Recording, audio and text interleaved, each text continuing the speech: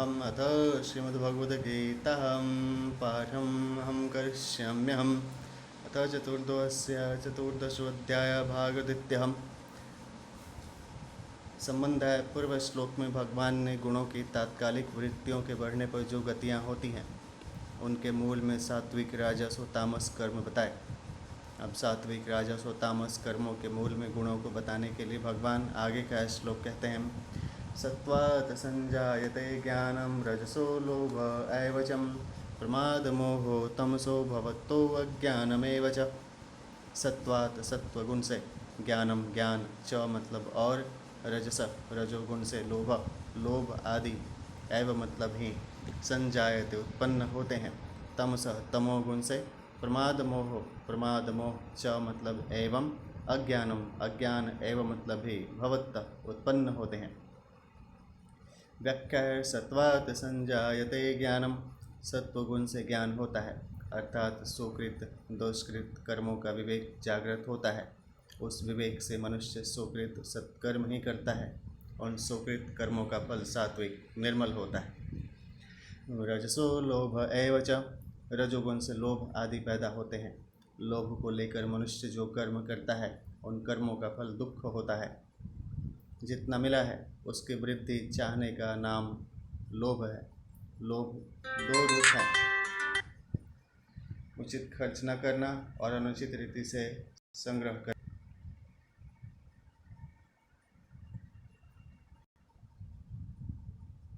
उचित कामों में धन खर्च न करने से, उससे जी चुराने से मनुष्य के मन में अशांति हलचल रहती है। अनुचित रीति से अर्थात झूठ कपट आदि से धन का संग्रह करने से पाप बनते हैं, जिससे नरकों में तथा 84 लाख योनियों में दुख भोगना पड़ता है। इस दृष्टि से राजस कर्मों का फल दुख होता है। प्रमाद मोह तमसो भवतो अज्ञानमेव च, तमोगुण से प्रमाद मोह और अज्ञान पैदा होता है। इन तीनों के बुद्धि में आने से विवेक विरुद्ध काम होते हैं। गीता के 18वें अध्याय का 32वां श्लोक, जिससे अज्ञान ही बढ़ता है, दृढ़ होता है। यहाँ तो तमोगुण से अज्ञान का पैदा होना बताया है और इसी अध्याय के 8वें श्लोक में अज्ञान से तमोगुण का पैदा होना बताया है। इसका तात्पर्य यह है कि जैसे वृक्ष से बीज पैदा होते हैं और उन बीजों से आगे बहुत से वृक्ष पैदा होते हैं, ऐसे ही तमोगुण से अज्ञान पैदा होता है और अज्ञान से तमोगुण बढ़ता है, पुष्ट होता है। पहले 8वें श्लोक में भगवान ने प्रमाद, आलस्य और निद्रा ये तीन बताए, परंतु 13वें श्लोक में और यहाँ प्रमाद को बताया पर निद्रा नहीं बताई। इससे सिद्ध होता है कि आवश्यक निद्रा तमोगुणी नहीं है और निषिद्ध भी नहीं है तथा बांधने वाले भी नहीं है। कारण कि शरीर के लिए आवश्यक निद्रा तो सात्विक पुरुष को भी आती है और गुणातीत पुरुष को भी। वास्तव में अधिक निद्रा ही बांधने वाली, निषिद्ध और तमोगुणी है, क्योंकि अधिक निद्रा से शरीर में आलस्य बढ़ता है, परे रहने का ही मन करता है, बहुत समय बर्बाद हो जाता है। विशेष बात है, यह जीव साक्षात परमात्मा का अंश होते हुए भी जब प्रकृति के साथ संबंध जोड़ लेता है तब इसका प्रकृति जन्य गुणों के साथ संबंध जुड़ जाता है। फिर गुणों के अनुसार उसके अंतःकरण में वृत्तियाँ पैदा होती हैं। उन वृत्तियों के अनुसार कर्म होते हैं और इन्हीं कर्मों का फल ऊंच नीच गतियाँ होती हैं। तात्पर्य है कि जीवित अवस्था में अनुकूल प्रतिकूल परिस्थितियाँ आती हैं और मरने के बाद ऊंच नीच गतियाँ होती हैं। वास्तव में उन कर्मों के मूल में भी गुणों की वृत्तियाँ ही होती हैं, जो कि पुनर्जन्म के होने में खास कारण है। गीता के 13वें अध्याय का 21वां श्लोक है। तात्पर्य है कि गुणों का संग कर्मों से कमजोर नहीं है। जैसे कर्म शुभ अशुभ फल देते हैं, ऐसे ही गुणों का संग भी शुभ अशुभ फल देता है। गीता 8वें अध्याय का 6वां श्लोक। इसलिए 5वें से 18वें श्लोक तक के इस प्रकरण में पहले 14वें 15वें श्लोक में गुणों की तात्कालिक वृत्तियों के बढ़ने का फल बताया और जीवित अवस्था में जो परिस्थितियां आती हैं उनको 16वें श्लोक में बताया तथा आगे 18वें श्लोक में गुणों की अस्थायी वृत्तियों का फल बताएंगे।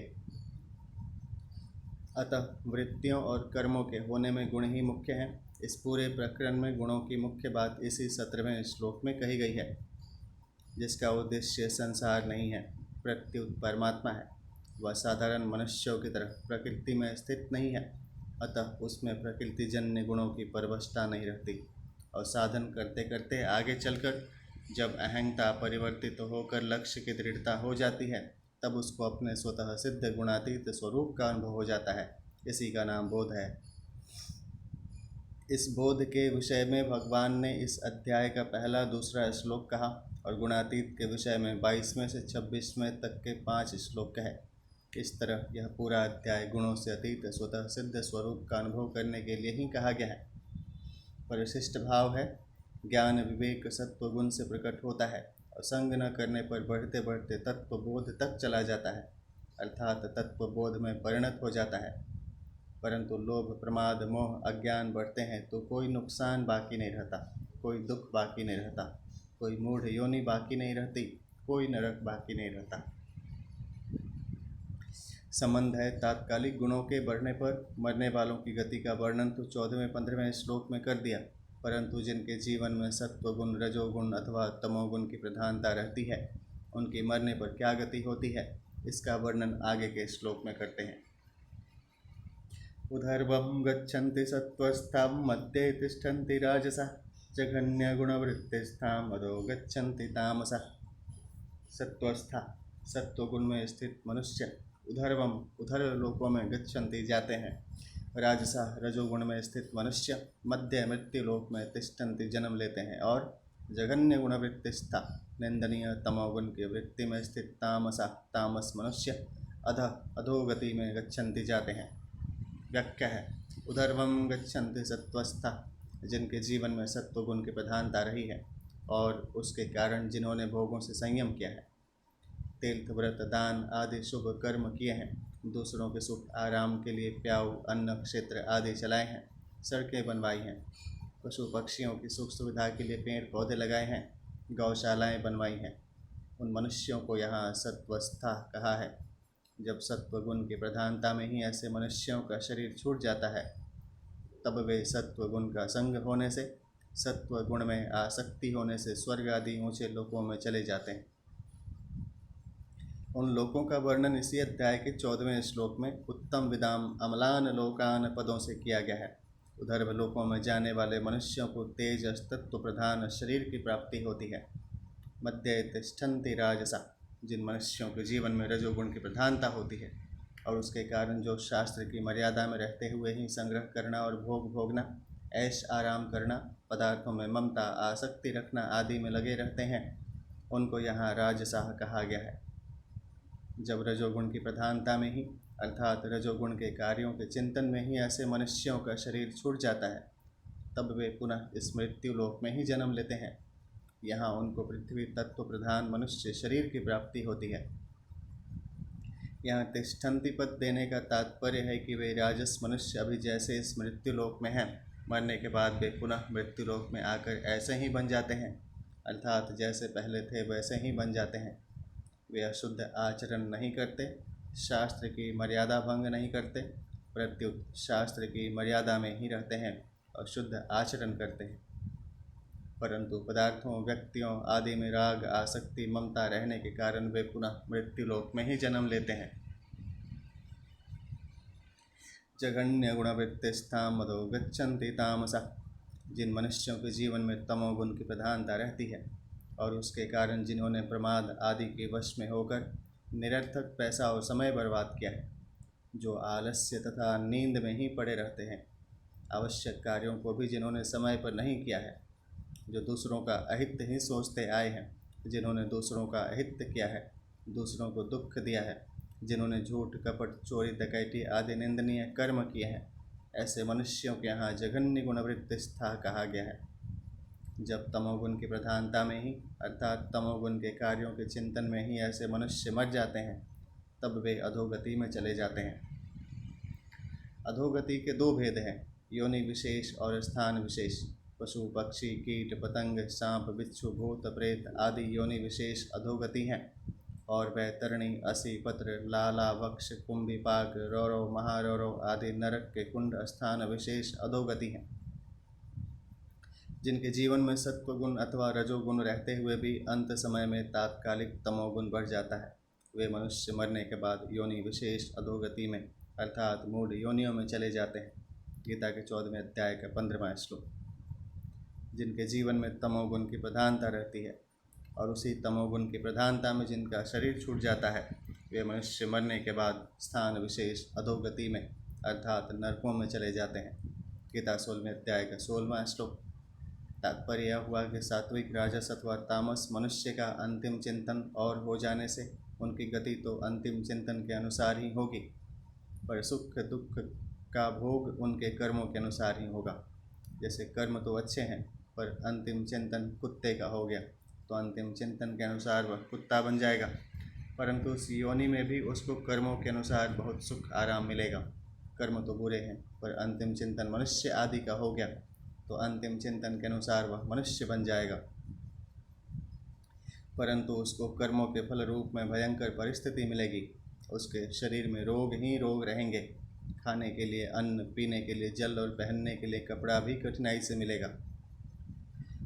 सात्विक गुण को बढ़ाने के लिए साधक सत्य शास्त्रों के पढ़ने में लगा रहे, खाना पीना भी सात्विक करे, राजस तामस खान पान न करे, सात्विक श्रेष्ठ मनुष्यों का ही संग करे, उन्हीं के सानिध्य में रहे, उनके कहे अनुसार साधन करे, शुद्ध पवित्र तीर्थ आदि स्थानों का सेवन करे, जहाँ कोलाहल होता हो ऐसे राजस स्थानों का, और जहाँ अंडा मांस मदिरा बिकती हो ऐसे तामस स्थानों का सेवन न करे।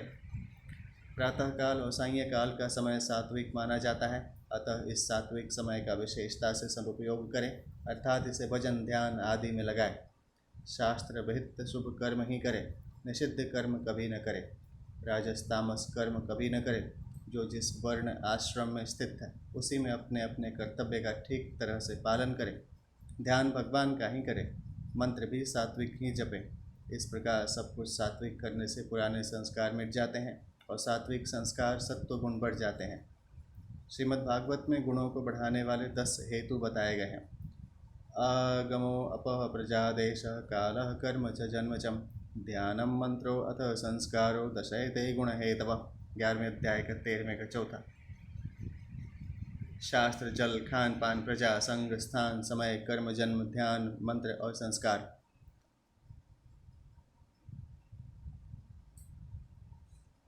ये 10 वस्तुएं यदि सात्विक हो तो सत्वगुण की, राजसी हो तो रजोगुण की, और तामसी हो तो तमोगुण की वृद्धि करती है। विशेष बात है, अंत समय में रजोगुण की तात्कालिक वृत्ति के बढ़ने पर मरने वाला मनुष्य मनुष्य लोक में जन्म लेता है। इसी अध्याय का 15वां श्लोक है। और रजोगुण की प्रधानता वाला मनुष्य मरकर फिर इस मनुष्य लोक में ही आता है। इसी अध्याय का 18वां श्लोक। इन दोनों बातों से यही सिद्ध होता है कि इस मनुष्य लोक के सभी मनुष्य रजोगुण वाले ही होते हैं, सत्वगुण और तमोगुण इनमें नहीं होता। अगर वास्तव में ऐसी ही बात है तो फिर सत्वगुण की तात्कालिक वृत्ति के बढ़ने पर मरने वाला इसी अध्याय का 14वां श्लोक और सत्वगुण में स्थित रहने वाला मनुष्य ऊंचे लोकों में जाता है, ऐसे अध्याय का 18वां श्लोक है। तथा तमोगुण की तात्कालिक वृत्ति के बढ़ने पर मरने वाला इसी अध्याय का 15वां श्लोक और तमोगुण में स्थित रहने वाला मनुष्य अधोगति में जाता है, इसी अध्याय का 18वां श्लोक है। सत्व, रज और तम ये तीनों गुण अविनाशी देही को देह में बांध देते हैं, इसी अध्याय का 5वां श्लोक। यह सारा संसार तीनों गुणों से मोहित है, 7वें अध्याय का 13वां श्लोक। सात्विक, राजस और तामस ये 3 प्रकार के कर्ता कहे जाते हैं, 18वें अध्याय के 26वें से 28वें श्लोक तक। यह संपूर्ण त्रिलोकी त्रिगुणात्मक है, 18वें अध्याय का 40वां श्लोक। आदि बातें भगवान ने कैसे कही हैं? इस शंका का समाधान यह है कि उधर्व गति में सत्वगुण की प्रधानता तो है, पर साथ में रजोगुण तमोगुण भी रहते हैं, इसलिए देवताओं के भी सात्विक, राजस और तामस स्वभाव होते हैं। अतः सत्वगुण की प्रधानता होने पर भी उसमें अवान्तर भेद रहते हैं। ऐसे ही मध्य गति में रजोगुण की प्रधानता होने पर भी साथ में सत्वगुण तमोगुण रहते हैं, इसलिए मनुष्य के भी सात्विक, राजस और तामस स्वभाव होते हैं। अधोगति में तमोगुण की प्रधानता है, पर साथ में सत्वगुण रजोगुण भी रहते हैं, इसलिए पशु पक्षी आदि में तथा भूत प्रेत गुह्यक आदि में और नरकों के प्राणियों में भी भिन्न भिन्न स्वभाव होता है। कई सौम्य स्वभाव के होते हैं, कई मध्यम स्वभाव के होते हैं और कई क्रूर स्वभाव के होते हैं। तात्पर्य है कि जहाँ किसी भी गुण के साथ संबंध है वहाँ तीनों गुण रहेंगे ही। इसलिए भगवान ने 18वें अध्याय के 40वें श्लोक में कहा है कि त्रिलोकी में ऐसा कोई भी प्राणी नहीं है जो तीनों गुणों से रहित हो। ऊर्ध्व गति में सत्वगुण की प्रधानता, रजोगुण की गौणता और तमोगुण की अत्यंत गौणता रहती है। मध्य गति में रजोगुण की प्रधानता, सत्वगुण की गौणता और तमोगुण की अत्यंत गौणता रहती है। अधोगति में तमोगुण की प्रधानता, रजोगुण की गौणता और सत्वगुण की अत्यंत गौणता रहती है। तात्पर्य है कि सत्व, रज और तम तीनों गुणों की प्रधानता वालों में भी अधिक, मध्यम और कनिष्ठ मात्रा में प्रत्येक गुण रहता है। इस तरह गुणों के सैकड़ों हजारों सूक्ष्म भेद हो जाते हैं। अतः गुणों के तारतम्य से प्रत्येक प्राणी का अलग अलग स्वभाव होता है। जैसे भगवान के द्वारा सात्विक, राजस और तामस कार्य होते हुए भी वे गुणातीत ही रहते हैं। 7वें अध्याय का 13वां श्लोक। ऐसे ही गुणातीत महापुरुष के अपने कहलाने वाले अंतःकरण में सात्विक, राजस और तामस वृत्तियों के आने पर भी वह गुणातीत ही रहता है। 14वें अध्याय का 22वां श्लोक। अतः भगवान की उपासना करना और गुणातीत महापुरुष का संग करना, ये दोनों ही निर्गुण होने से साधक को गुणातीत करने वाले हैं। परिशिष्ट भाव है तमोगुण थोड़ा बढ़ने पर मनुष्य मूढ़ योनियों में जाता है और ज़्यादा बढ़ने पर नरकों में जाता है। संबंध है 5वें से 18वें श्लोक तक प्रकृति के कार्य गुणों का परिचय देकर अब आगे के 2 श्लोकों में स्वयं को तीनों गुणों से अतीत अनुभव करने का वर्णन करते हैं। नान्यम गुणेभ्यः कर्तारं यदा द्रष्टानुपश्यति गुणेभ्यश्च परं वेत्ति मद्भावं सोऽधिगच्छति। यदा मतलब जब, दृष्टा मतलब विवेक विचार कुशल मनुष्य, गुणेभ्य तीनों गुणों के सिवाय, अन्यम अन्य किसी को, कर्तारम कर्ता न मतलब नहीं, अनुपश्यति देखता, च मतलब और अपने को, गुणेभ्य गुणों से, परम पर व्यक्ति अनुभव करता है तब, स मतलब वह, मद्भावम मेरे सत्य स्वरूप को, अधिगच्छति प्राप्त हो जाता है। व्याख्या है नान्यम गुणेभ्य मद्भावम सोऽधिगच्छति। गुणों के सिवाय अन्य कोई करता है ही नहीं, अर्थात संपूर्ण क्रियाएं गुणों से ही हो रही हैं। संपूर्ण परिवर्तन गुणों में ही हो रहा है। तात्पर्य है कि संपूर्ण क्रियाओं और परिवर्तनों में गुण ही कारण है और कोई कारण नहीं है। वे गुण जिससे प्रकाशित होते हैं वह तत्व गुणों से पर है। गुणों से पर होने से वह कभी गुणों से लिप्त नहीं होता, अर्थात गुणों और क्रियाओं का उस पर कोई असर नहीं पड़ता। ऐसे उस तत्व को जो विचार कुशल साधक जान लेता है, अर्थात विवेक के द्वारा अपने आप को गुणों से पर, असंबद्ध, निर्लिप्त अनुभव कर लेता है कि गुणों के साथ अपना संबंध न कभी हुआ है, न होगा और न हो ही सकता है। कारण कि गुण परिवर्तनशील है और स्वयं में कभी परिवर्तन होता ही नहीं। फिर वह मेरे भाव को, मेरे स्वरूप को प्राप्त हो जाता है। तात्पर्य है कि वह जो भूल से गुणों के साथ अपना संबंध मानता था, वह मान्यता मिट जाती है और मेरे साथ उसका जो स्वतः सिद्ध संबंध है वह ज्यों का त्यों रह जाता है। परिशिष्ट भाव है गुणेभ्यश्च परं वेत्तिं का तात्पर्य है कि जिससे गुण प्रकाशित होते हैं उस प्रकाशक में अपने स्थिति का अनुभव करना। गीता के 13वें अध्याय का 31वां श्लोक। मद्भावं सोऽधिगच्छति पदों का अर्थ है कि वह मेरे भाव को, अर्थात ब्रह्म को प्राप्त हो जाता है। इसी बात को दूसरे श्लोक में मम साधर्म्यमागता पदों से कहा गया है। विवेकी साधक गुणों के सिवाय अन्य किसी को करता नहीं देखता और अपने को गुणों से, अर्थात क्रिया और पदार्थ से असंग अनुभव करता है। क्रिया और पदार्थ से असंग अनुभव करने पर वह योगारूढ़ हो जाता है। यदा हीनेन्द्रियार्थेषु गीता 6 अध्याय का 4। योगारूढ़ होने से शांति की प्राप्ति होती है और उस शांति में न अटकने से परमात्मा की प्राप्ति होती है। गुणानेतानतीत्यं त्रीन् देहिं देह समुद्भवान् जन्म मृत्यु जरा दुःखैर्विमुक्तो मृतमश्नुते।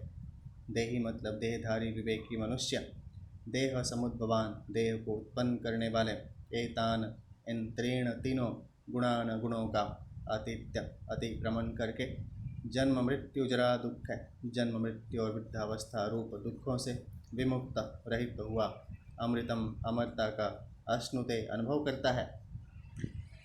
व्याख्या है गुणानेतानतीत्यं त्रीन् देहिं देह समुद्भवान्।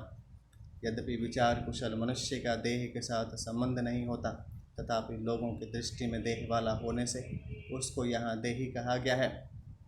देह को उत्पन्न करने वाले गुण ही है। जिस गुण के साथ मनुष्य अपना संबंध मान लेता है उसके अनुसार उसको ऊंच नीच योनियों में जन्म लेना ही पड़ता है। गीता के 13वें अध्याय का 21वां श्लोक।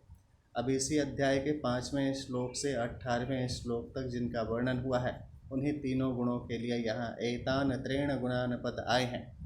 विचार कुशल मनुष्य इन तीनों गुणों का अतिक्रमण कर जाता है, अर्थात इनके साथ अपना संबंध नहीं मानता, इनके साथ माने हुए संबंध का त्याग कर देता है। कारण कि उसको यह स्पष्ट विवेक हो जाता है कि सभी गुण परिवर्तनशील हैं, उत्पन्न और नष्ट होने वाले हैं और अपना स्वरूप गुणों से कभी लिप्त हुआ नहीं, हो सकता भी नहीं। ध्यान देने की बात है कि जिस प्रकृति से ये गुण उत्पन्न होते हैं उस प्रकृति के साथ भी स्वयं का किंचित मात्र भी संबंध नहीं है। फिर गुणों के साथ तो उसका संबंध हो ही कैसे सकता है। जन्म मृत्यु जरा दुख विमुक्तोम अमृतमश्नुते। जब साधक इन तीनों गुणों का अतिक्रमण कर जाता है तो फिर उसको जन्म मृत्यु और वृद्धावस्था का दुख नहीं होता, वह जन्म मृत्यु आदि के दुखों से छूट जाता है। क्योंकि जन्म आदि के होने में गुणों का संग ही कारण है। ये गुण आते जाते रहते हैं, इनमें परिवर्तन होता रहता है। गुणों की वृत्तियाँ कभी सात्विकी, कभी राजसी और कभी तामसी हो जाती हैं, परंतु स्वयं में कभी सात्विकपना, राजसपना और तामसपना आता ही नहीं। स्वयं स्वरूप तो स्वतः असंग रहता है। इस असंग स्वरूप का कभी जन्म नहीं होता। जब जन्म नहीं होता तो मृत्यु भी नहीं होती। कारण कि जिसका जन्म होता है उसी की मृत्यु होती है तथा उसी की वृद्धावस्था भी होती है।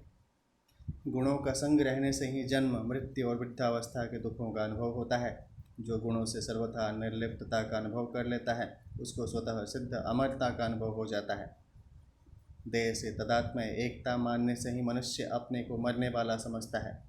देह के संबंध से होने वाले संपूर्ण दुखों में सबसे बड़ा दुख मृत्यु ही माना गया है। मनुष्य स्वरूप से है तो अमर ही, किंतु भोग और संग्रह में आसक्त होने से और प्रत्येक क्षण नष्ट होने वाले शरीर को अमर रखने की इच्छा से ही इसको अमरता का अनुभव नहीं होता। विवेकी मनुष्य देह से तदात्म्य नष्ट होने पर अमरता का अनुभव करता है। पूर्व श्लोक में मद्भावम सोधि गच्छति पदों से भगवत भाव की प्राप्ति कही गई, एवं यहाँ अमृतमश्नुते पदों से अमरता का अनुभव करने को कहा गया। वस्तुतः दोनों एक ही बात है। गीता में जरा मरण मोक्षायम 7वें अध्याय का 29वां, जन्म मृत्यु जरा व्याधि दुख दोषानुदर्शनम 13वें अध्याय का 8वां, और यहाँ जन्म मृत्यु जरा दुख विमुक्ता 14वें अध्याय का 20वां। इन तीनों जगह बाल्य और युवा अवस्था का नाम न लेकर जरा वृद्धावस्था का ही नाम लिया गया है, जबकि शरीर में बाल्य, युवा और वृद्ध ये तीनों ही अवस्थाएं होती हैं।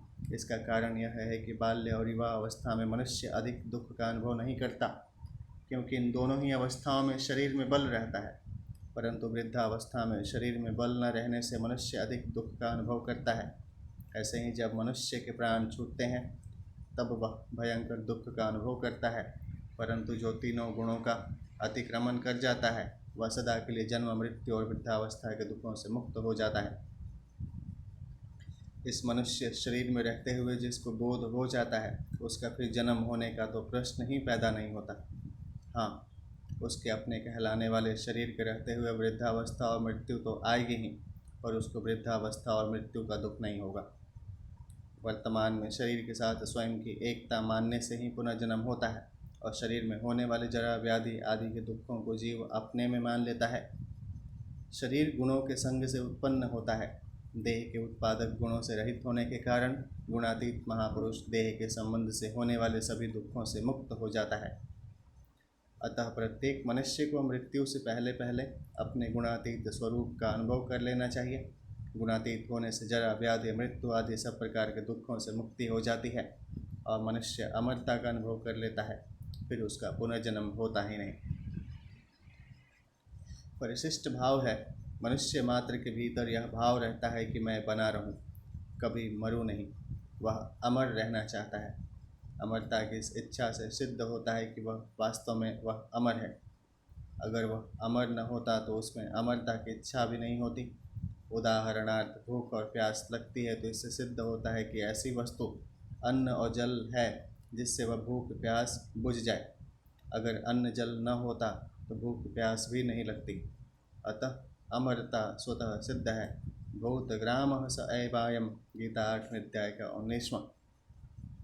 परंतु स्वरूप से अमर होते हुए भी जब मनुष्य अपने विवेक का तिरस्कार करके मरण धर्मा शरीर के साथ तदात्म्य मान लेता है, अर्थात मैं शरीर हूँ ऐसा मान लेता है, तब उसमें मृत्यु का भय और अमरता की इच्छा पैदा हो जाती है। जब वह अपने विवेक को महत्व देता है कि मैं शरीर नहीं हूँ, शरीर तो निरंतर मृत्यु में रहता है और मैं स्वयं निरंतर अमरता में रहता हूँ, तब उसको अपने स्वतः सिद्ध अमरता का अनुभव हो जाता है। शरीर के विकारों का परिवर्तन का अनुभव सदा स्वयं एक रहते हुए ही करता है। अतः साधक को चाहिए कि वह विकारों को, परिवर्तन को मुख्यता न देकर अपने होनेपन को, अपनी अमरता को मुख्यता दे। यह 14वें अध्याय का सार या निचोड़ है। संबंध है गुणातीत पुरुष दुखों से मुक्त होकर अमरता को प्राप्त कर लेता है। ऐसा सुनकर अर्जुन के मन में गुणातीत मनुष्य के लक्षण जानने की जिज्ञासा हुई। अतः वे आगे के श्लोक में भगवान से प्रश्न करते हैं। अर्जुन वाचम कैर्लिङ्गै स्त्रीन् गुणानेतानतीतो भवति प्रभो किमाचार कथं चैता स्त्रीन् गुणानति वर्तते। अर्जुन बोले, हे प्रभु, एतान इन त्रीण तीनों गुणों से अतीत हुआ मनुष्य, कै मतलब किन, लिंग लक्षणों से युक्त भवति होता है, किमाचार उसके आचरण कैसे होते हैं, च यानी और, एतान इन त्रीण तीनों गुणों का कथम अतिवर्तते अतिक्रमण कैसे किया जा सकता है। व्याख्या है कैर्लिंग स्त्रीण गुणान एतान अतीतो भवति प्रभो। हे प्रभु, मैं यह जानना चाहता हूँ कि जो गुणों का अतिक्रमण कर चुका है, ऐसे मनुष्य के क्या लक्षण होते हैं। तात्पर्य है कि संसारी मनुष्य की अपेक्षा गुणातीत मनुष्य में ऐसी कौन सी विलक्षणता आ जाती है जिससे साधारण व्यक्ति समझ ले कि यह गुणातीत पुरुष है। किमाचार उस गुणातीत मनुष्य के आचरण कैसे होते हैं, अर्थात साधारण आदमी की जैसी दिनचर्या और रात्रिचर्या होती है, गुणातीत मनुष्य की वैसे ही दिनचर्या रात्रिचर्या होती है या उससे विलक्षण होती है।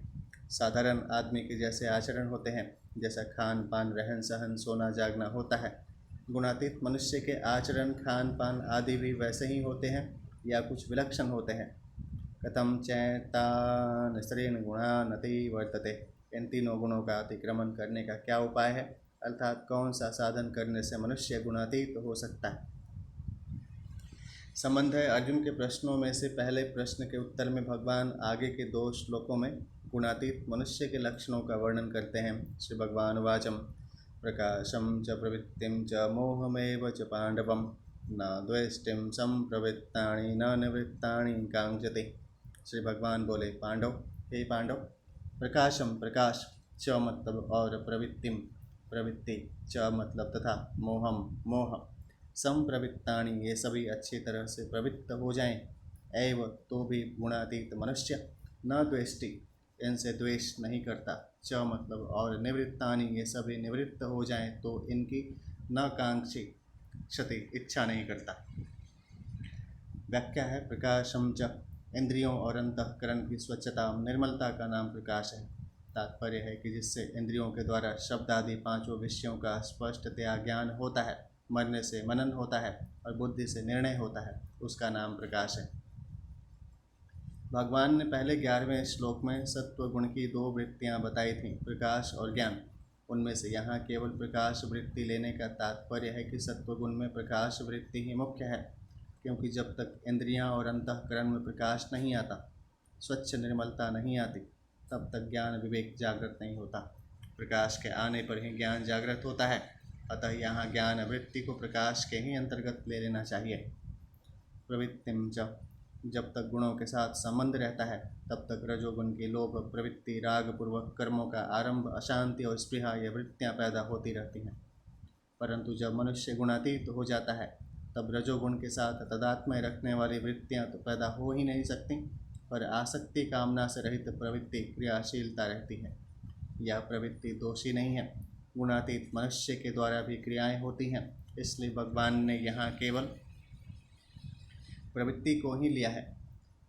रजोगुण के 2 रूप हैं, राग और क्रिया।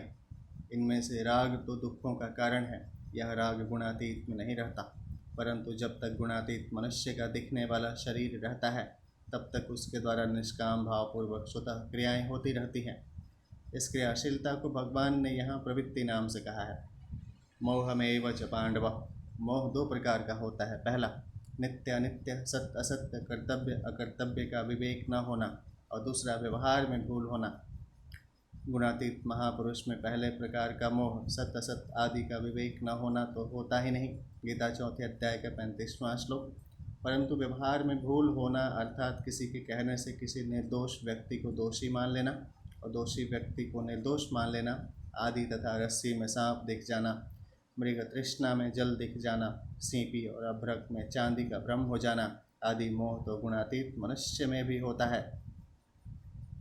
न द्वेष्टिम संप्रवृत्तानि न निवृत्तानि कांक्षति। सत्वगुण का कार्य प्रकाश, रजोगुण का कार्य प्रवृत्ति और तमोगुण का कार्य मोह, इन तीनों के अच्छी तरह प्रवृत्त होने पर भी गुणातीत महापुरुष इनसे द्वेष नहीं करता और इनके निवृत्त होने पर भी इनकी इच्छा नहीं करता।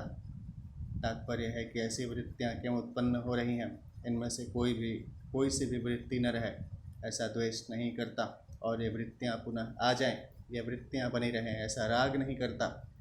गुणातीत होने के कारण गुणों के वृत्तियों के आने जाने से उसमें कुछ भी फर्क नहीं पड़ता, वह इन वृत्तियों से स्वाभाविक ही निर्लिप्त रहता है। विशेष बात है, एक तो वृत्तियों का होना होता है और एक वृत्तियों को करना, उनसे संबंध जोड़ना अर्थात राग द्वेष करना होता है। होने और करने में बड़ा अंतर है। होना समष्टिगत होता है और करना व्यक्तिगत होता है। संसार में जो होता है उसकी जिम्मेवारी हमारे पर नहीं होती, जो हम करते हैं उसी की जिम्मेवारी हमारे पर होती है। जिस समष्टि शक्ति से संसार मात्र का संचालन होता है, उसी शक्ति से हमारे शरीर, इंद्रियां, मन, बुद्धि, जो कि संसार के ही अंश हैं, का भी संचालन होता है। जब संसार में होने वाली क्रियाओं के गुण दोष हमें नहीं लगते, तब शरीर आदि में होने वाली क्रियाओं के गुण दोष हमें लग ही कैसे सकते हैं।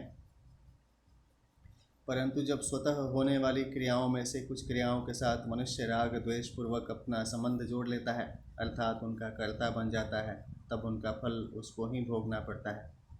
इसलिए अंतःकरण में सत्व, रज और तम, इन तीनों गुणों से होने वाली अच्छी बुरी वृत्तियों से साधक को राग द्वेष नहीं करना चाहिए, अर्थात उनसे अपना संबंध नहीं जोड़ना चाहिए। वृत्तियाँ एक समान किसी की भी नहीं रहती। तीनों गुणों की वृत्तियाँ तो गुणातीत महापुरुष के अंतःकरण में भी होती हैं, पर उसका उन वृत्तियों से राग द्वेष नहीं होता। वृत्तियाँ आप से आप आती और चली जाती हैं। गुणातीत महापुरुष की दृष्टि उधर जाती ही नहीं, क्योंकि उसकी दृष्टि में एक परमात्मा तत्व के सिवाय और कुछ रहता ही नहीं। देखना और दिखाना दोनों में बड़ा फर्क होता है। देखना करने के अंतर्गत होता है और दिखना होने के अंतर्गत होता है। दोष देखने में होता है, दिखने में नहीं। अतः साधक को यदि अंतःकरण में खराब से खराब वृत्ति भी दिख जाए तो भी उसको घबराना नहीं चाहिए। अपने आप दिखने वाली होने वाली वृत्तियों से राग द्वेष करना अर्थात उनके अनुसार अपनी स्थिति मानना ही उनको देखना है। साधक से भूल यही होती है कि वह दिखने वाली वस्तु को देखने लग जाता है और फंस जाता है। भगवान राम कहते हैं, सुनहु तात माया कृत गुण अरुदोष अनेक, गुण यह उभय न देख यही, देख यसो अविवेक। मानस के 7वें अध्याय का 41वां है। साधक को गहराई से विचार करना चाहिए कि वृत्तियाँ तो उत्पन्न और नष्ट होती रहती हैं, पर स्वयं अपना स्वरूप सदा ज्यों का त्यों रहता है। वृत्तियों में होने वाले परिवर्तन को देखने वाला स्वरूप परिवर्तन रहित है, कारण कि परिवर्तनशील को परिवर्तनशील नहीं देख सकता, प्रत्युत परिवर्तन रहित ही परिवर्तनशील को देख सकता है। इससे सिद्ध होता है कि स्वरूप वृत्तियों से अलग है। परिवर्तनशील गुणों के साथ अपना संबंध मान लेने से ही गुणों में होने वाली वृत्तियाँ अपने में प्रतीत होती हैं। अतः साधक को आने जाने वाली वृत्तियों के साथ मिलकर अपने वास्तविक स्वरूप से विचलित नहीं होना चाहिए। चाहे जैसी वृत्तियाँ आएँ, उनसे राजी नाराज नहीं होना चाहिए। उनके साथ अपनी एकता नहीं माननी चाहिए। सदा एक रस रहने वाले गुणों से सर्वथा निर्लिप्त, निर्विकार एवं अविनाशी अपने स्वरूप को न देखकर परिवर्तनशील, विकारी एवं विनाशी वृत्तियों को देखना साधक के लिए महान बाधक है। परिशिष्ट भाव है, गुणातीत मनुष्य में अनुकूलता बनी रहे, प्रतिकूलता चली जाए, ऐसी इच्छा नहीं होती। निर्विकारता का अनुभव होने पर उसको अनुकूलता प्रतिकूलता का ज्ञान तो होता है, पर स्वयं पर उनका असर नहीं पड़ता। अंतःकरण में वृत्तियाँ बदलती हैं पर स्वयं उनसे निर्लिप्त रहता है। साधक पर भी वृत्तियों का असर नहीं पड़ना चाहिए, क्योंकि गुणातीत मनुष्य साधक का आदर्श होता है, साधक उसका अनुयायी होता है। साधक मात्र के लिए यह आवश्यक है कि वह देह का धर्म अपने में न माने। वृत्तियाँ अंतःकरण में हैं, अपने में नहीं हैं। अतः साधक वृत्तियों को न अच्छा माने, न बुरा माने और न अपने में माने। कारण कि वृत्तियाँ तो आने जाने वाली हैं, पर स्वयं निरंतर रहने वाला है। अगर वृत्तियाँ हमारे में होती तो जब तक हम रहते तब तक वृत्तियाँ भी रहती, परंतु यह सबका अनुभव है कि हम तो निरंतर रहते हैं, पर वृत्तियाँ आती जाती रहती हैं। वृत्तियों का संबंध प्रकृति के साथ है और हमारा स्वयं का संबंध परमात्मा के साथ है। इसलिए वृत्तियों के परिवर्तन का अनुभव करने वाला स्वयं एक ही रहता है। उदासीनवदासीनो गुणैर्यो न विचाल्यते, गुणा वर्तन्त इत्येवं योऽवतिष्ठन्ति नेङ्गते। यह मतलब जो उदासीनवत् उदासीन की तरफ आसीन स्थित है, और गुण जो गुणों के द्वारा न विचाल्यते विचलित नहीं किया जा सकता, तथा गुण गुण एवं ही गुणों में वर्तन्ते बरत रहे हैं इति इस भाव से। यह मतलब जो अपने स्वरूप में ही अवतिष्ठति स्थित रहता है और स्वयं कोई भी न इंगते चेष्टा नहीं करता। व्याख्या है उदासीन वदासीन। दो व्यक्ति परस्पर विवाद करते हों तो उन दोनों में से किसी एक का पक्ष लेने वाला पक्षपाती कहलाता है और दोनों का न्याय करने वाला मध्यस्थ कहलाता है। परंतु जो उन दोनों को देखता तो है, पर न तो किसी का पक्ष लेता है और न किसी से कुछ कहता ही है, वह उदासीन कहलाता है। ऐसे ही संसार और परमात्मा दोनों को देखने से गुणातीत मनुष्य उदासीन की तरह दिखता है। वास्तव में देखा जाए तो संसार की स्वतंत्र सत्ता है ही नहीं। सत्य स्वरूप परमात्मा की सत्ता से ही संसार सत्ता वाला दिख रहा है। अतः जब गुणातीत मनुष्य की दृष्टि में संसार की सत्ता है ही नहीं, केवल एक परमात्मा की सत्ता ही है, तो फिर वह उदासीन किससे हो। परंतु जिनकी दृष्टि में संसार और परमात्मा की सत्ता है, ऐसे लोगों की दृष्टि में वह गुणातीत मनुष्य उदासीन की तरह दिखता है। गुणैर्यो न विचाल्यते। उसके कहलाने वाले अंतःकरण में सत्व रज और तम इन गुणों की वृत्तियाँ तो आती हैं, पर वह इनसे विचलित नहीं होता। तात्पर्य है कि जैसे अपने सिवाय दूसरों के अंतःकरण में गुणों की वृत्तियाँ आने पर अपने में कुछ भी फर्क नहीं पड़ता, ऐसे ही उसके कहलाने वाले अंतःकरण में गुणों की वृत्तियाँ आने पर उसमें कुछ भी फर्क नहीं पड़ता, अर्थात वह उन वृत्तियों के द्वारा विचलित नहीं किया जा सकता। कारण कि उसके कहे जाने वाले अंतःकरण में अंतःकरण सहित संपूर्ण संसार का अत्यंत अभाव एवं परमात्म तत्व का भाव निरंतर स्वतः स्वाभाविक जागृत रहता है। गुणा वर्तन्त इत्येवं यो अवतिष्ठति। गुण ही गुणों में बरत रहे हैं। गीता 3वें अध्याय का 28वां श्लोक है, अर्थात गुणों में ही संपूर्ण क्रियाएं हो रही हैं। ऐसा समझकर वह अपने स्वरूप में निर्विकार रूप से स्थित रहता है। न इंगते, पहले गुणा वर्तन्त इत्येवं पदों से उसका गुणों के साथ संबंध का निषेध किया। अब न इंगते पदों से उसमें क्रियाओं का अभाव बताते हैं।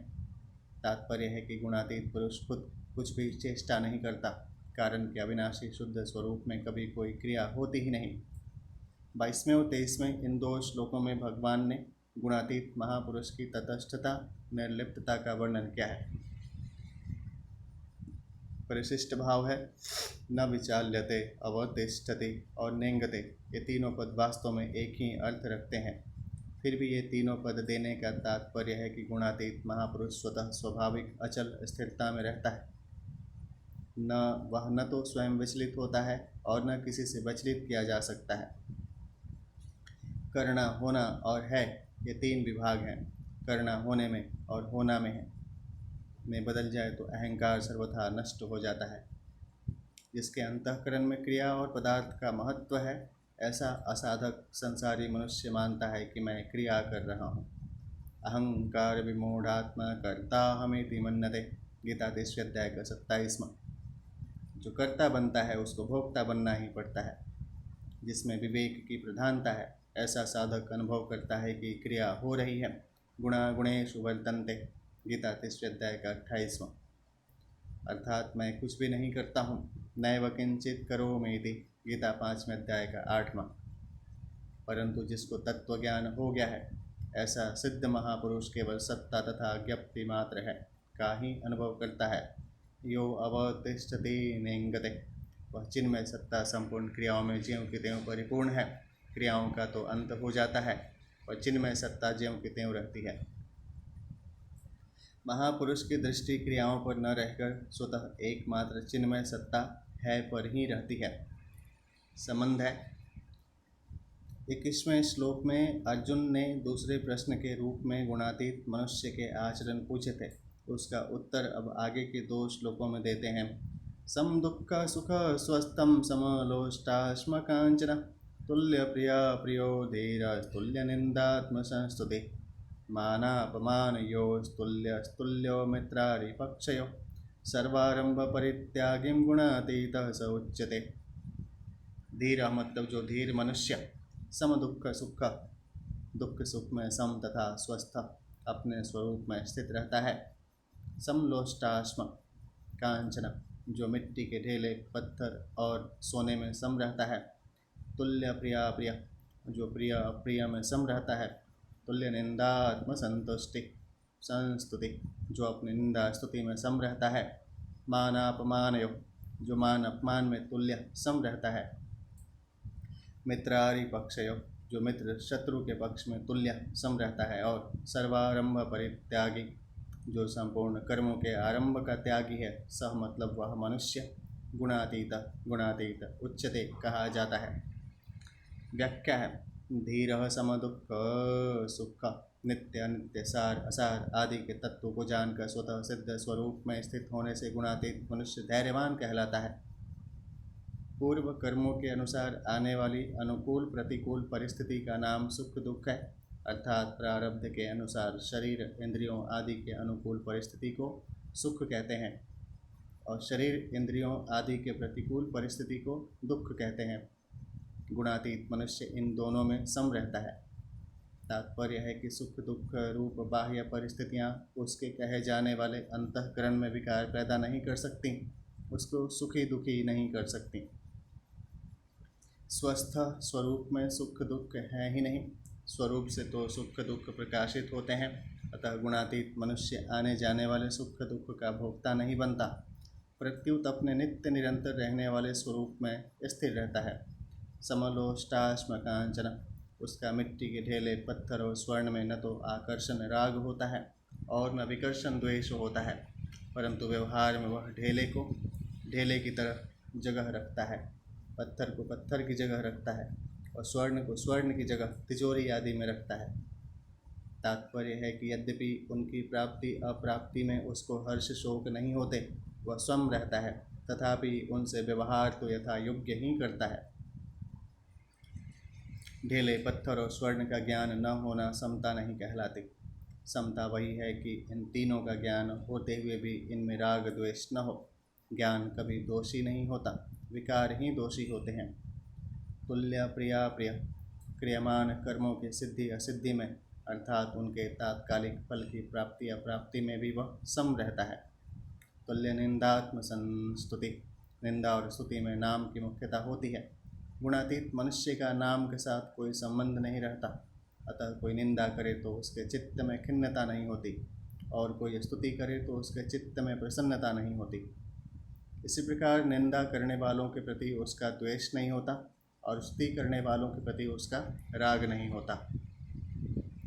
साधारण मनुष्यों की यह एक आदत बन जाती है कि उनको अपनी निंदा बुरी लगती है और स्तुति अच्छी लगती है, परंतु जो गुणों से ऊंचे उठ जाते हैं उनको निंदा स्तुति का ज्ञान तो होता है और वे बर्ताव भी सबके साथ यथोचित ही करते हैं, पर उनमें निंदा स्तुति को लेकर खिन्नता प्रसन्नता नहीं होती, कारण कि वे जिस तत्व में स्थित हैं वहाँ गुणों वाली परकृत निंदा स्तुति पहुँचती ही नहीं। निंदा और स्तुति ये दोनों ही परकृत क्रियाएं हैं। उन क्रियाओं से राजी नाराज होना गलती है, कारण कि जिसका जैसा स्वभाव है, जैसी धारणा है, वह उसके अनुसार ही बोलता है। वह हमारे अनुकूल ही बोले, हमारी निंदा न करे, यह न्याय नहीं है। अर्थात उसको बोलने में बाध्य करने का भाव न्याय नहीं है, अन्याय है। दूसरों पर हमारा क्या अधिकार है कि तुम हमारी निंदा मत करो, हमारी स्तुति ही करो। दूसरी बात, कोई निंदा करता है तो उसमें साधक को प्रसन्न होना चाहिए कि इससे मेरे पाप कट रहे हैं, मैं शुद्ध हो रहा हूँ। अगर कोई हमारी प्रशंसा करता है तो उससे हमारे पुण्य नष्ट होते हैं। ये सब गलत बात है। प्रशंसा करेगा, हमारे चीज़ से बड़ाई किया तो हमारा पुण्य बढ़ेगा, ये गलत लिखा हुआ है। अतः प्रशंसा में राजी होना चाहिए, क्योंकि राजी होने में आत्मविश्वास बढ़ेगा। मान अपमान योस्तुल्य, मान और अपमान होने में शरीर की मुख्यता होती है। गुणातीत मनुष्य का शरीर के साथ तादात्म्य नहीं रहता, अतः कोई उसका आदर करे या निरादर करे, मान करे या अपमान करे, इन प्रकृति क्रियाओं का उस पर कोई असर नहीं पड़ता। निंदा और स्तुति और मान अपमान, इन दोनों ही प्रकृति क्रियाओं में गुणातीत मनुष्य सम रहता है। इन दोनों प्रकृति क्रियाओं का ज्ञान होना दोषी नहीं है। प्रत्युत निंदा और अपमान में दुखी होना तथा स्तुति और मान में हर्षित होना दोषी है, क्योंकि ये दोनों ही प्रकृति के विकार हैं। गुणातीत पुरुष को निंदा, स्तुति और मान अपमान का ज्ञान तो होता है, पर गुणों से संबंध विच्छेद होने से, नाम और शरीर के साथ तादात्म्य न रहने से वह सुखी दुखी नहीं होता। कारण कि वह जिस तत्व में स्थित है वहाँ ये विकार नहीं है, वह तत्व गुण रहित है, निर्विकार है। तुल्यो मित्रारिपक्षयो, वह मित्र और शत्रु के पक्ष में सम रहता है। यद्यपि गुणातीत मनुष्य के दृष्टि में कोई मित्र और शत्रु नहीं होता, तथापि दूसरे लोग अपनी भावना के अनुसार उसे अपना मित्र अथवा शत्रु भी मान सकते हैं। साधारण मनुष्य को भी दूसरे लोग अपनी भावना के अनुसार मित्र या शत्रु मान सकते हैं, किंतु इस बात का पता लगने पर उस मनुष्य पर इसका असर पड़ता है, जिससे उसमें राग द्वेष उत्पन्न हो सकते हैं। परंतु गुणातीत मनुष्य पर इस बात का पता लगने पर भी कोई असर नहीं पड़ता। वस्तुतः मित्र और शत्रु की भावना के कारण ही व्यवहार में पक्षपात होता है। गुणातीत मनुष्य के कहलाने वाले अंतःकरण में मित्र शत्रु की भावना ही नहीं होती, अतः उसके व्यवहार में पक्षपात नहीं होता। एक व्यक्ति उस महापुरुष के साथ मित्रता रखता है और दूसरा व्यक्ति अपने स्वभाववश उस महापुरुष के साथ शत्रुता रखता है। जब उन दोनों व्यक्तियों की किसी बात को लेकर न्याय करने का अवसर आ जाए, तब व्यवहार में वह मित्रता रखने वाले की अपेक्षा शत्रुता रखने वाले का कुछ अधिक पक्ष लेता है। जैसे पदार्थ आदि का बंटवारा करते समय वह मित्रता रखने वाले को कम उतना ही जितना वह प्रसन्नतापूर्वक सहन कर सकता हो, और शत्रुता रखने वालों को कुछ ज़्यादा पदार्थ देता है। यह भी समता ही कहलाती है, क्योंकि अपने पक्ष वालों के साथ ही न्याय और विपक्ष वालों के साथ उदारता होनी चाहिए। सर्वारंभ परित्यागी, वह महापुरुष संपूर्ण कर्मों के आरंभ के त्यागी होता है। तात्पर्य है कि धन संपत्ति के संग्रह और भोगों के लिए वह किसी तरह का कोई नया कर्म आरंभ नहीं करता। स्वतः प्राप्त परिस्थिति के अनुसार ही उसकी प्रवृत्ति और निवृत्ति होती है, अर्थात क्रियाओं में उसकी प्रवृत्ति कामना, वासना, ममता से रहित होती है, और निवृत्ति भी मान बढ़ाई आदि की इच्छा से रहित होती है। गुणातीतः स उच्यते, यहाँ उच्यते पद से यही ध्वनि निकलती है कि उस महापुरुष की गुणातीत संज्ञा नहीं है, किंतु उसके कहे जाने वाले शरीर अंतःकरण के लक्षणों को लेकर ही उसको गुणातीत कहा जाता है। वास्तव में देखा जाए तो जो गुणातीत है उसके लक्षण नहीं हो सकते। लक्षण तो गुणों से ही होते हैं, अतः जिसके लक्षण होते हैं वह गुणातीत कैसे हो सकता है। परंतु अर्जुन ने भी गुणातीत के ही लक्षण पूछे हैं और भगवान ने भी गुणातीत के ही लक्षण कहे हैं। इसका तात्पर्य यह है कि जो लोग पहले उस गुणातीत की जिस शरीर और अंतःकरण में स्थिति मानते थे, उसी शरीर और अंतःकरण के लक्षणों को लेकर वे उसमें आरोप करते हैं कि यह गुणातीत मनुष्य है। अतः ये लक्षण गुणातीत मनुष्य को पहचानने के संकेत मात्र हैं। प्रकृति के कार्य गुण हैं और गुणों के कार्य शरीर, इंद्रियां, मन, बुद्धि हैं। अतः मन, बुद्धि आदि के द्वारा अपने कारण गुणों का भी पूरा वर्णन नहीं हो सकता। फिर गुणों के भी कारण प्रकृति का वर्णन हो ही कैसे सकता है। जो प्रकृति से भी सर्वथा अतीत गुणातीत है, उसका वर्णन करना तो उस मन, बुद्धि आदि के द्वारा संभव ही नहीं है। वास्तव में गुणातीत के ये लक्षण स्वरूप में तो होते ही नहीं, किंतु अंतःकरण में मानी हुई अहंता, ममता के नष्ट हो जाने पर उसके कहे जाने वाले अंतःकरण के माध्यम से ही ये लक्षण गुणातीत के लक्षण कहे जाते हैं। यहाँ भगवान ने सुख दुख, प्रिय अप्रिय, निंदा स्तुति और मान अपमान 8 परस्पर विरुद्ध नाम लिए हैं। जिसमें साधारण आदमियों की तो विषमता हो ही जाती है, साधकों की भी कभी कभी विषमता हो जाती है। ऐसे इन 8 कठिन स्थलों में जिसकी समता हो जाती है, उसके लिए अन्य सभी अवस्थाओं में समता रखना सुगम हो जाता है। अतः यहाँ उन्हीं 8 कठिन स्थलों का नाम लेकर भगवान यह बताते हैं कि गुणातीत महापुरुष के इन 8 स्थलों में स्वतः स्वाभाविक समता होती है। गुणातीत मनुष्य की जो स्वतः सिद्ध निर्विकारता है, उसकी जो स्वाभाविक स्थिति है, उसमें अनुकूल प्रतिकूल परिस्थितियों के आने जाने का कुछ भी फर्क नहीं पड़ता। उसकी निर्विकारता समता ज्यों की त्यों अटल रहती है, उसकी शांति कभी भंग नहीं होती। 24वें और 25वें इन 2 श्लोकों में भगवान ने गुणातीत महापुरुष की समता का वर्णन किया है। परिशिष्ट भाव है, राग द्वेष आदि विकार न जड़ में रहते हैं, न चेतन में रहते हैं, और न ये अंतःकरण के धर्म हैं। प्रत्युत ये देहाभिमान में रहते हैं। देहाभिमान भी वास्तव में है नहीं, प्रत्युत अविवेक अविचार पूर्वक माना हुआ है। तात्पर्य है कि वास्तव में विकार अपने में नहीं है, पर मनुष्य अविवेक के कारण अपने में मान लेता है। वह विकारों के भाव और अभाव का तथा स्वयं के भाव का अनुभव तो करता है, पर इस अनुभव को महत्व नहीं देता। अगर वह विवेक विचार पूर्वक अपने में विकारों के अभाव का अनुभव कर ले, तो वह उनका भोक्ता सुखी दुखी नहीं बनेगा। संबंध है, अर्जुन ने तीसरे प्रश्न के रूप में गुणातीत होने का उपाय पूछा था। उसका उत्तर भगवान आगे के श्लोक में देते हैं। माम च यो व्यभिचारिणं भक्ति योगेन सेवते स गुणान सीमते तान ब्रह्मभूताय भूयाय कल्पते। च मतलब और, यह मतलब जो मनुष्य अव्यभिचारिण अव्यभिचारी भक्ति योगेन भक्ति योग के द्वारा, माम मतलब मेरा, सेवते सेवन करता है, स मतलब वह, एतान इन गुणान गुणों का समातिक्रमण करके ब्रह्म भूयाय ब्रह्म प्राप्ति का कल्पते पात्र हो जाता है। व्याख्या है, यद्यपि भगवान ने इसी अध्याय के 19वें 20वें श्लोकों में गुणों का अतिक्रमण करने का उपाय बता दिया था, तथापि अर्जुन ने 21वें श्लोक में गुणातीत होने का उपाय पूछ लिया। इससे यह मालूम होता है कि अर्जुन उस उपाय के सिवाय गुणातीत होने के लिए दूसरा कोई उपाय जानना चाहते हैं।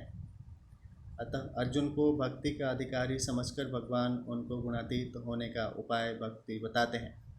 माम च यो व्यभिचारेण भक्ति योगेन सेवते। इन पदों में उपासक, उपास्य और उपासना ये तीनों आ गए हैं, अर्थात यह पद से उपासक, माम पद से उपास्य और अव्यभिचारेण भक्ति योगेन सेवते पदों से उपासना आ गई है। अव्यभिचारेण पद का तात्पर्य है कि दूसरे किसी का भी सहारा न हो। सांसारिक सहारा तो दूर रहा, ज्ञान योग कर्म योग आदि योगों साधनों का भी सहारा न हो। और भक्ति योगेन पद का तात्पर्य है कि केवल भगवान का ही सहारा हो, आश्रय हो, आशा हो, बल हो, विश्वास हो।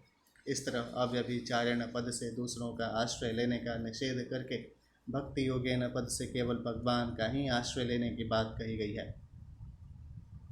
सेवते पद का तात्पर्य है कि अव्यभिचारी भक्ति योग के द्वारा भगवान का भजन करे, उनकी उपासना करे, उनके शरण हो जाए, उनके अनुकूल चले। सगुणान समातित्येतान, जो अनन्य भाव से केवल भगवान के ही शरण हो जाता है, उसको गुणों का अतिक्रमण करना नहीं पड़ता। प्रत्युत भगवान की कृपा से उसके द्वारा स्वतः गुणों का अतिक्रमण हो जाता है। गीता 12वें अध्याय का 6ठा 7वां श्लोक। ब्रह्म भूयाय कल्पते, वह गुणों का अतिक्रमण करके ब्रह्म प्राप्ति का पात्र अधिकारी हो जाता है। भगवान ने जब यहाँ भक्ति की बात बताई है, तो फिर भगवान को यहाँ ब्रह्म प्राप्ति की बात न कहकर अपनी प्राप्ति की बात बतानी चाहिए थी। परंतु यहाँ ब्रह्म प्राप्ति की बात बताने का तात्पर्य यह है कि अर्जुन ने गुणातीत होने निर्गुण ब्रह्म की प्राप्ति का उपाय पूछा था, इसलिए भगवान ने अपनी भक्ति को ब्रह्म प्राप्ति का उपाय बताया। दूसरी बात, शास्त्रों में कहा गया है कि भगवान की उपासना करने वाले को ज्ञान की भूमिकाओं की सिद्धि के लिए दूसरा कोई साधन प्रयत्न नहीं करना पड़ता, प्रत्युत उसके लिए ज्ञान की भूमिकाएं अपने आप सिद्ध हो जाती हैं। उसी बात को लक्ष्य करके भगवान यहाँ कह रहे हैं कि अभिविचारी भक्ति योग से मेरा सेवन करने वाले को ब्रह्म प्राप्ति का पात्र बनने के लिए दूसरा कोई साधन नहीं करना पड़ता, प्रत्युत वह अपने आप ब्रह्म प्राप्ति का पात्र हो जाता है। परंतु वह भक्त ब्रह्म प्राप्ति में संतोष नहीं करता। उसका तो यही भाव रहता है कि भगवान कैसे प्रसन्न हो, भगवान की प्रसन्नता में ही उसकी प्रसन्नता होती है। तात्पर्य यह निकला कि जो केवल भगवान के ही परायण हैं, भगवान में ही आकृष्ट हैं, उसके लिए ब्रह्म प्राप्ति स्वतः सिद्ध है। हाँ, वह ब्रह्म प्राप्ति को महत्व दे अथवा न दे, यह बात दूसरी है, पर वह ब्रह्म प्राप्ति का अधिकारी स्वतः हो जाता है। तीसरी बात है, जिस तत्व की प्राप्ति ज्ञान योग, कर्म योग आदि साधनों से होती है, उसी तत्व की प्राप्ति भक्ति से भी होती है। साधनों में भेद होने पर भी उस तत्व की प्राप्ति में कोई भेद नहीं होता। परिशिष्ट भाव है, भक्ति से साधक जो भी चाहता है उसी की प्राप्ति हो जाती है। जो साधक मुख्य रूप से ब्रह्म की प्राप्ति अर्थात मुक्ति तत्व ज्ञान चाहता है, उसको भक्ति करने से ब्रह्म की प्राप्ति हो जाती है, क्योंकि ब्रह्म की प्रतिष्ठा भगवान ही है। इसी अध्याय का 27वां श्लोक।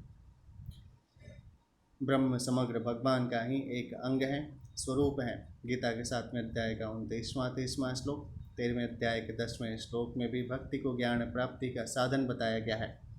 श्रीमद् भागवत में सगुण की उपासना को निर्गुण गुणों से अतीत बताया है, जैसे मन्निकेतम तो निर्गुणम 11वें अध्याय का 25वां का 25, मत्सेवायाम तो निर्गुण 11वें अध्याय का 25वां का 27 आदि। इसलिए सगुण की उपासना करने वाला तीनों गुणों से अतीत हो जाता है। सगुण भगवान भी गुणों के आश्रित नहीं है, प्रत्युत गुण उनके आश्रित हैं। जो सत्व रज तम गुणों के वश में है, उसका नाम सगुण नहीं है। प्रत्युत जिसमें असीम ऐश्वर्य, माधुर्य, सौंदर्य, औदर्य आदि अनंत दिव्य गुण नित्य विद्यमान रहते हैं, उसका नाम सगुण है। भगवान के द्वारा सात्विक, राजस अथवा तामस क्रियाएं हो सकती हैं, पर वे उन गुणों के वश में नहीं होते। भगवान की तरफ चलने से भक्त स्वतः और सुगमता से गुणातीत हो जाता है। इतना ही नहीं, उसको भगवान के समग्र रूप का भी ज्ञान हो जाता है। संबंध है, उपासना तो करे भगवान की और पात्र बन जाए ब्रह्म प्राप्ति का, यह कैसे? इसका उत्तर आगे के श्लोक में देते हैं। ब्रह्मणो हि प्रतिष्ठाहमृतस्याव्ययस्य च शाश्वतस्य च धर्मस्य सुखस्य एकान्तिकस्य च। ही मतलब क्योंकि, ब्रह्मण ब्रह्म का, च मतलब और, अव्ययस्य अविनाशी, अमृतस्य अमृत का, च मतलब तथा, शाश्वतस्य शाश्वत, धर्मस्य धर्म का, च मतलब और, एकांतिकस्य एकांतिक, सुखस्य सुख का, प्रतिष्ठा आश्रय, अहम मतलब मैं ही हूँ। व्याख्या है, ब्रह्मणो ही प्रतिष्ठाहम, मैं ब्रह्म की प्रतिष्ठा आश्रय हूँ। ऐसा कहने का तात्पर्य ब्रह्म से अपनी अभिन्नता बताने में है। जैसे जलती हुई अग्नि साकार है और काष्ठ आदि में रहने वाली अग्नि निराकार है। ये अग्नि के दो रूप हैं, पर तत्वतः अग्नि एक ही है। ऐसे ही भगवान साकार रूप से हैं और ब्रह्म निराकार रूप से हैं। ये दो रूप साधकों की उपासना की दृष्टि से हैं, पर तत्वतः भगवान और ब्रह्म एक ही हैं, दो नहीं। जैसे भोजन में एक सुगंध होती है और एक स्वाद होता है। नासिका की दृष्टि से सुगंध होती है और रसना की दृष्टि से स्वाद होता है, पर भोजन तो एक ही है। ऐसे ही ज्ञान की दृष्टि से ब्रह्म है और भक्ति की दृष्टि से भगवान है, पर तत्वतः भगवान और ब्रह्म एक ही हैं। भगवान कृष्ण अलग हैं और ब्रह्म अलग हैं, यह भेद नहीं है, किंतु भगवान कृष्ण ही ब्रह्म है और ब्रह्म ही भगवान कृष्ण है। गीता में भगवान ने अपने लिए ब्रह्म शब्द का भी प्रयोग किया है, ब्रह्मण्याधाय कर्माणि 5वें अध्याय का 10वां, और अपने को अव्यक्त मूर्ति भी कहा है, मय्या तत्तमिदं सर्वं जगद व्यक्त मूर्तिना 9वें अध्याय का 4। तात्पर्य है कि साकार और निराकार एक ही हैं, दो नहीं। अमृतस्याव्ययस्य च, अविनाशी अमृत का अधिष्ठान मैं ही हूँ और मेरा ही अधिष्ठान अविनाशी अमृत है। तात्पर्य है कि अविनाशी अमृत और मैं ये दो तत्व नहीं हैं, प्रत्युत एक ही हैं। इसी अविनाशी अमृत की प्राप्ति को भगवान ने अमृत मश्नुते 13वें अध्याय का 12वां, 14वें अध्याय का 20वां पद से कहा है। शाश्वतस्य च धर्मस्य, सनातन धर्म का आधार मैं हूँ और मेरा आधार सनातन धर्म है। तात्पर्य है कि सनातन धर्म और मैं ये दो नहीं हैं, प्रत्युत एक ही हैं। सनातन धर्म मेरा ही स्वरूप है। गीता में अर्जुन ने भगवान को शाश्वत धर्म का गोप्ता रक्षक बताया है, 11वें अध्याय का 18वां श्लोक। भगवान भी अवतार लेकर सनातन धर्म की रक्षा किया करते हैं, 4थे अध्याय का 8वां श्लोक। सुखस्य एकांतिकस्य च, एकांतिक सुख का आधार मैं हूँ और मेरा आधार एकांतिक सुख है, अर्थात मेरा ही स्वरूप एकांतिक सुख है। भगवान ने इसी एकांतिक सुख को अक्षय सुख 5वें अध्याय का 21वां आत्यंतिक सुख छठे अध्याय का 21वां और अत्यंत सुख छठे अध्याय का 28वां नाम से कहा है। इस श्लोक में ब्रह्मण अमृतस्य आदि पदों में राहु शिर की तरह अभिन्नता में षष्ठी विभक्ति का प्रयोग किया गया है। तात्पर्य है कि राहु का सिर, ऐसा जो प्रयोग होता है उसमें राहु अलग है और सिर अलग है, ऐसी बात नहीं है। प्रत्युत राहु का नाम ही सिर है और सिर का नाम ही राहु है। ऐसे ही यहाँ ब्रह्म अविनाशी अमृत आदि भगवान कृष्ण हैं और भगवान कृष्ण ही ब्रह्म अविनाशी अमृत आदि हैं। एक टिप्पणी दी गई है, नोट्स है। हिंदू, सनातन, बौद्ध, ईसाई और मुस्लिम, ये चार धर्म वर्तमान समय में संसार में मुख्य माने जाते हैं। इन चारों में से एक एक धर्म को मानने वालों की संख्या करोड़ों की है। इनमें बौद्ध, ईसाई और मुस्लिम धर्म को चलाने वाले क्रमशः बुद्ध, ईसा और मोहम्मद माने जाते हैं। ये तीनों ही धर्म अर्वाचीन हैं, परंतु हिंदू धर्म किसी मनुष्य के द्वारा चलाया हुआ नहीं है, अर्थात यह किसी मानवीय बुद्धि की उपज नहीं है। यह तो विभिन्न ऋषियों द्वारा किया गया अन्वेषण है, खोज है। खोज उसी की होती है जो पहले से ही मौजूद हो। हिंदू धर्म अनादि, अनंत एवं शाश्वत है। जैसे भगवान शाश्वत सनातन है, ऐसे ही हिंदू धर्म भी शाश्वत है। इसलिए भगवान ने यहाँ गीता के 14वें अध्याय का 27वें में सनातन हिंदू धर्म को अपना स्वरूप बताया है। जब जब हिंदू धर्म का ह्रास होता है तब तक भगवान अवतार लेकर इसकी स्थापना करते हैं। गीता 4 अध्याय का 7वां 8वां श्लोक है। तात्पर्य है कि भगवान भी इसकी संस्थापना रक्षा करने के लिए ही अवतार लेते हैं, इसको बनाने के लिए, उत्पन्न करने के लिए नहीं। वास्तव में अन्य सभी धर्म तथा मतांतर भी इसी सनातन धर्म से उत्पन्न हुए हैं। इसलिए उन धर्मों में मनुष्यों के कल्याण के लिए जो साधन बताए गए हैं उनको भी हिंदू धर्म की ही देन माननी चाहिए। अतः उन धर्मों में बताए गए अनुष्ठानों का भी निष्काम भाव से कर्तव्य समझकर पालन किया जाए तो कल्याण होने में संदेह नहीं मानना चाहिए। प्राणी मात्र के कल्याण के लिए जितना गहरा विचार हिंदू धर्म में किया गया है उतना दूसरे धर्मों में नहीं मिलता।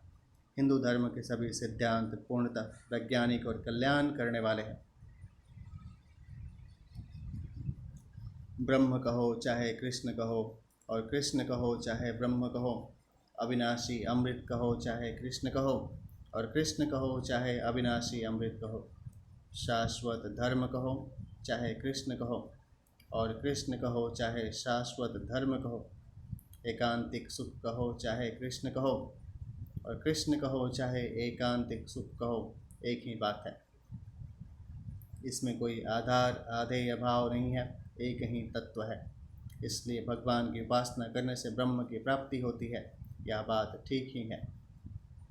परिशिष्ट भाव है, ब्रह्म तथा अविनाशी अमृत का आश्रय मैं हूँ। यह निर्गुण निराकार की तथा ज्ञान योग की बात है। शाश्वत धर्म का आश्रय मैं हूँ, यह सगुण साकार की तथा कर्म योग की बात है। और एकांतिक सुख का आश्रय मैं हूँ, यह सगुण निराकार की तथा ध्यान योग की बात है। तात्पर्य यह हुआ कि मेरी सगुण साकार की उपासना करने से, मेरा आश्रय लेने से ज्ञान योग, कर्म योग और ध्यान योग तीनों सिद्ध हो जाते हैं। तीनों से एक ही तत्व की प्राप्ति होती है जिसको समग्र कहते हैं। जितनी भी विभूतियाँ हैं वे सब भगवान के ऐश्वर्य हैं। ब्रह्म भी भगवान की एक विभूति हैं, ऐश्वर्य हैं। इसलिए यहाँ भगवान ने कहा है, ब्रह्मणो ही प्रतिष्ठा हम। पद्म पुराण में आया है कि भगवान श्री कृष्ण के ही नख की एक किरण ब्रह्म है। यन्नखेन्दुरुचिर्ब्रह्म दैयं ब्रह्मादिभिं सुरैः गुणात्रयमतीतं तं वन्दे वृंदावनेश्वरम। पातालकुलेश्वर 77 का 60 है।